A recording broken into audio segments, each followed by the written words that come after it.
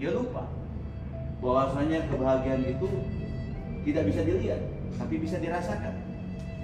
Sebagaimana angin ini bisa dirasakan, tidak bisa dilihat. Itu dia kebahagiaan. Maka kebahagiaan ini akan bisa kita rasakan apabila di hati kita ini ada yang namanya Allah Subhanahu wa taala. Ada kecintaan kepada Allah Subhanahu wa taala. Maka bagaimana hari demi hari di hati kita ini terpenuhi hanya Allah saja di dalam hati kita. Dan syaitan tahu yang paling berharga dalam tubuh manusia ini adalah keimanan. Dan iman ini ada di hati.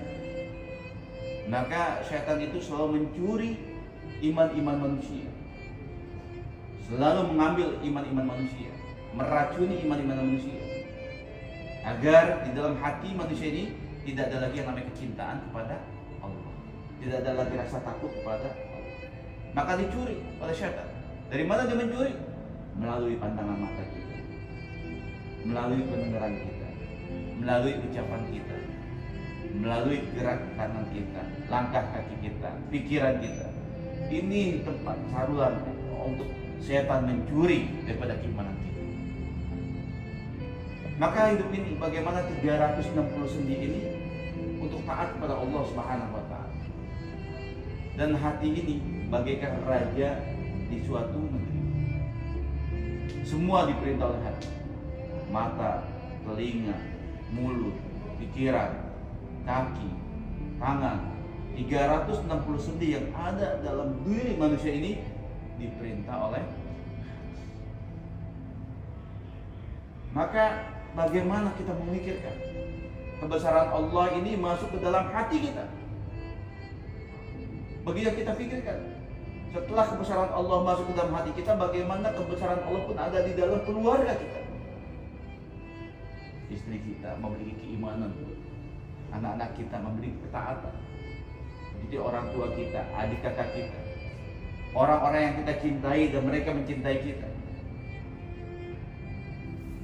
Bagaimana di dalam diri mereka ini ada kecintaan pada Allah Subhanahu wa taala. Bahkan kita pikirkan mereka, kehidupan mereka, teman-teman kita sekeliling, bos kita, karyawan kita, kita pikirkan bagaimana saya punya karyawan yang memiliki hati yang taat pada Allah. Bagaimana saya punya bos yang memiliki hati yang taat pada Allah Subhanahu wa taala. Bagaimana saya punya teman yang memiliki teman kita mempunyai teman yang taat pada Allah Subhanahu wa taala. Maka di situ kita harus kerjasama. Kita harus saling bahu membahu, saling mengingatkan satu sama lain. Wahai kawan, wahai manusia, hidup di dunia sementara, akhirat selama-lamanya. Maka ini perkara yang harus kita ulang-ulang, kita risaukan.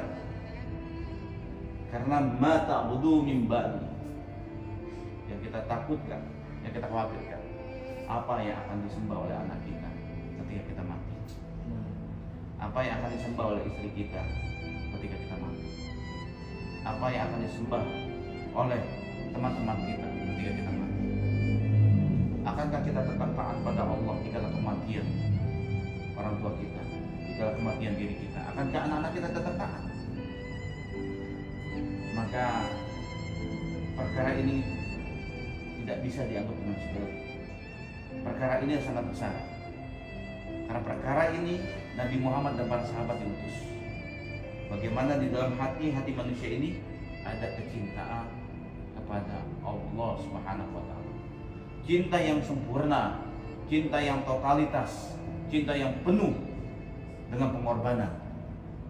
Nah, disitulah Allah Subhanahu wa taala akan hujamkan hidayah ke dalam hati-hati manusia.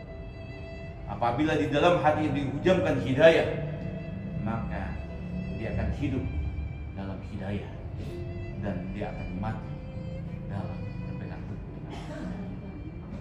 Dan hidayah inilah yang harus kita raih hari demi hari. Bahkan kita tambahkan, bahkan kita pertahankan agar kenikmatan iman, kenikmatan hidayah, kenikmatan sujud di hadapan Allah ini tidak dicabut oleh Allah Subhanahu wa taala.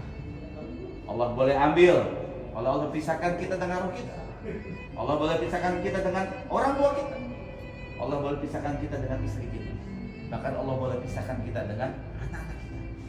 Tapi ya Allah, jangan kau pisahkan kami dengan hidayah yang ada sampai kematian. Karena inilah perkara yang besar di dalam. Semoga bermanfaat. Subhanallah wa bihamdi, subhanallah wa bihamdika, asyhadu an la ilaha illa anta, astaghfiruka wa atubu ilaik. Assalamualaikum warahmatullahi wabarakatuh.